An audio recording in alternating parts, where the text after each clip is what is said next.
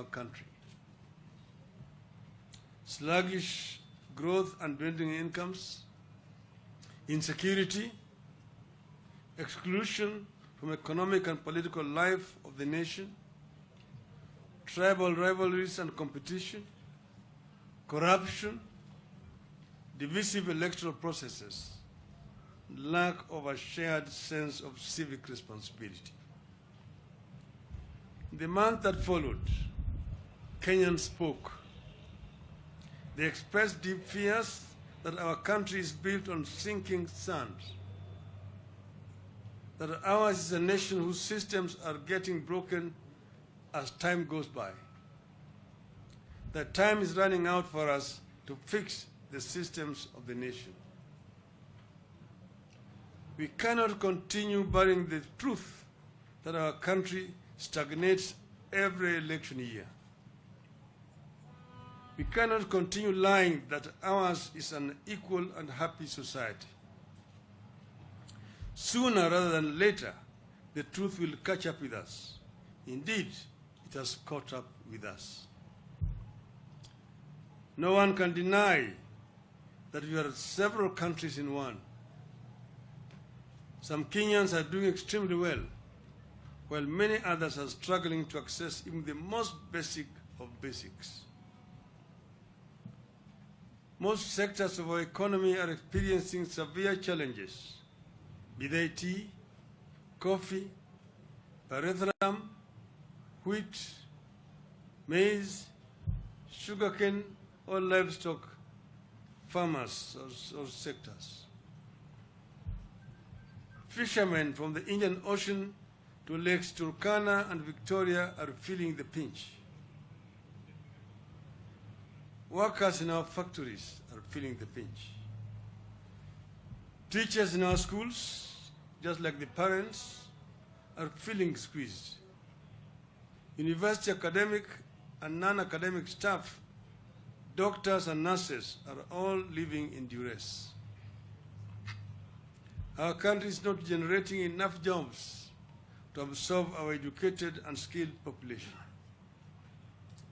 There can be no doubt that this country needs a massive investment in sectors like manufacturing, agriculture, infrastructure, healthcare infrastructure, and information technology to create wealth and employment for our people.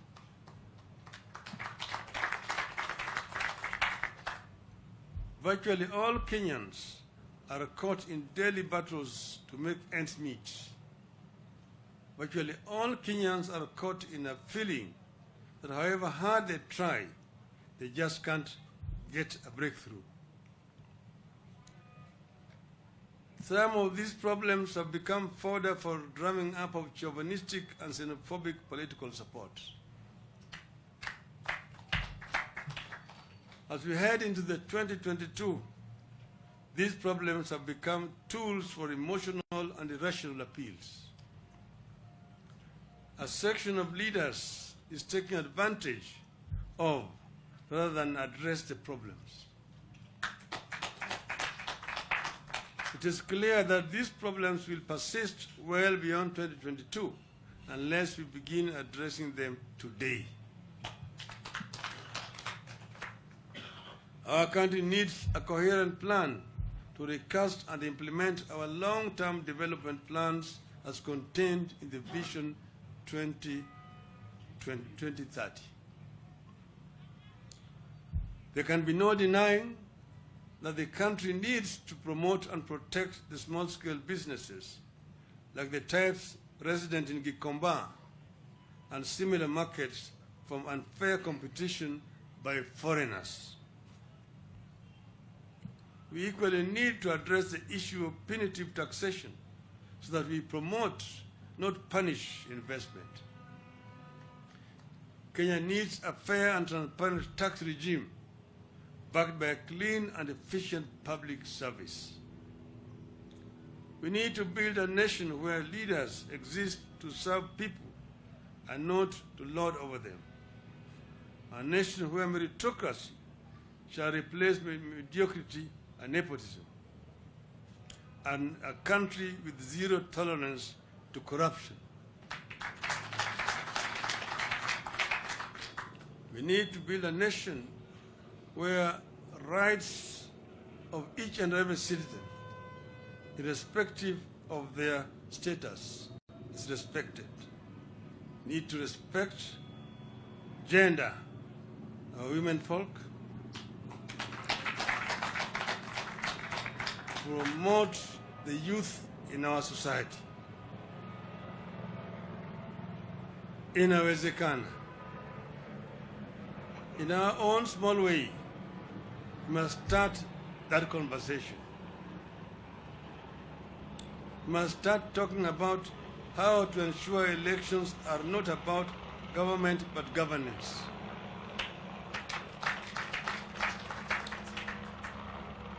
A country where elections are not death paths or traps.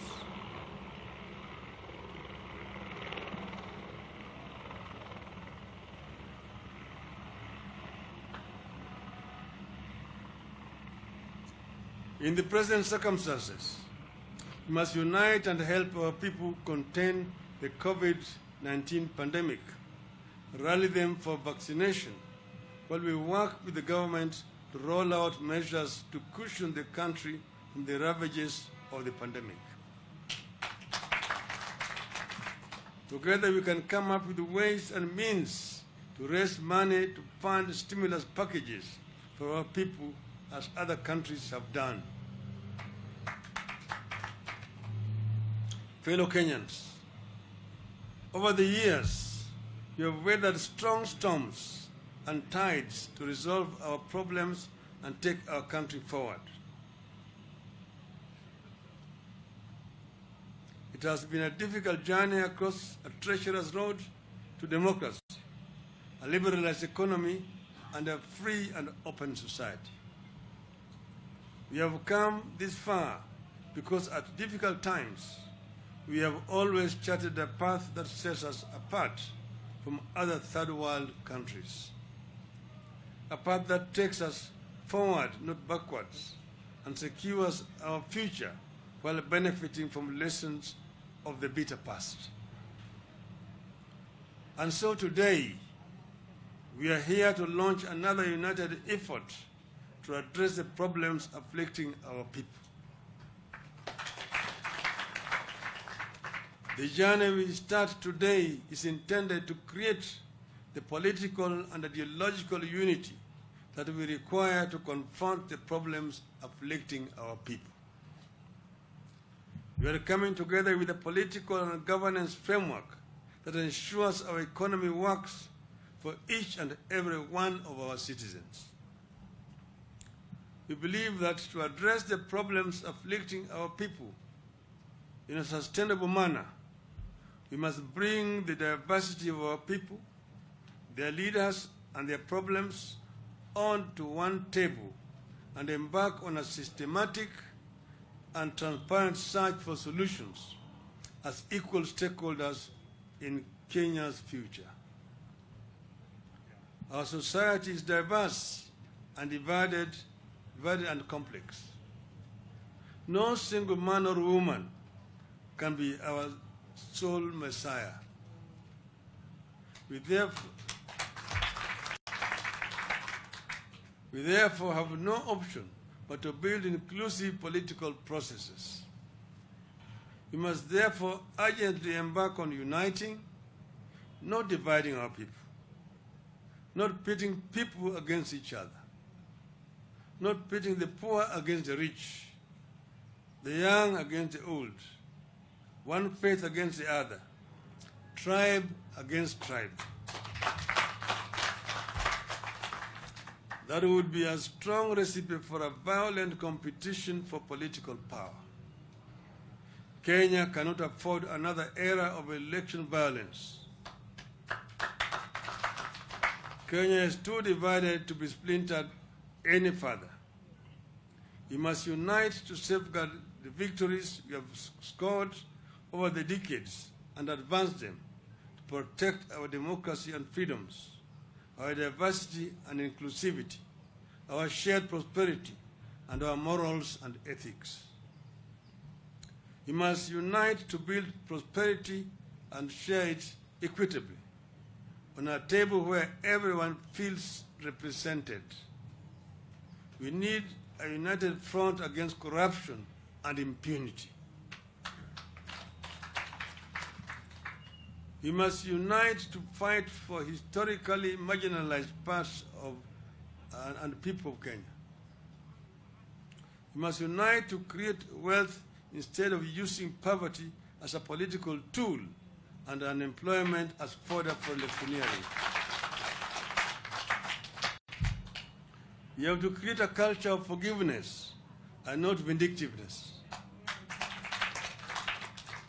We believe that to forgive is to be a leader. The times require that we proceed with the tradition of unclenching of our fists and shaking of hands, even with bitter opponents, if it serves the nation. The challenges require that we continue with the tradition of making compromises, coalitions and alliances for the sake of the nation. Going into 2022, we must cleanse the land of the spirit of anger and bitterness, the spirit of revenge and entitlement, and continue on a path that reconciles, unites, calms, and stabilizes the nation. That is the journey we are embarking on today. We must recommit to a leadership that continues with the spirit of good neighborliness and Pan-Africanism, not one that undermines it. We recommit to a leadership that strengthens, not undermines, our ties with all international partners who have stood with us in good and bad times, and the new ones willing to work with us. The journey towards a mass movement that we set on today aims to bring on board Kenyans of goodwill, citizens, leaders, movements, social formations, and institutions dedicated to advancing people-centered democratic governance in Kenya. Within a short period of going around the country, we will unveil the vehicle that has space for the diversity of Kenyans to the promised land.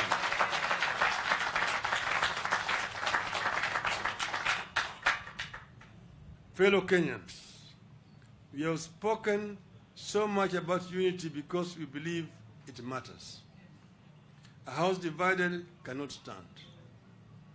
We need unity of purpose around core, long-term, and consistent, not erratic policies with clearly defined goals as demanded by Kenyans.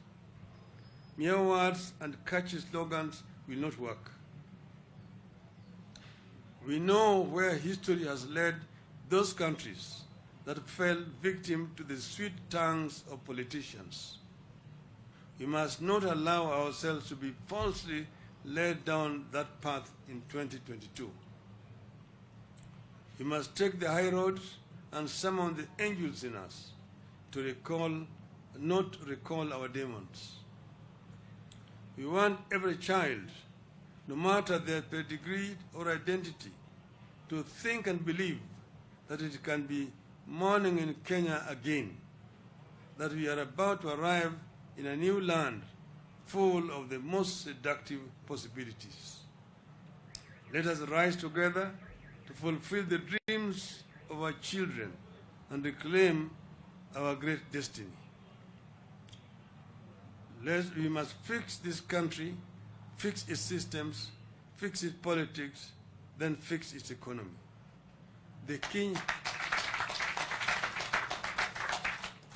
We believe that the Kenyan dream, as coined by the founding fathers, is achievable. Inawezekana. Let us work together to achieve the Kenyan dream. Thank you. May God bless you. God bless Kenya.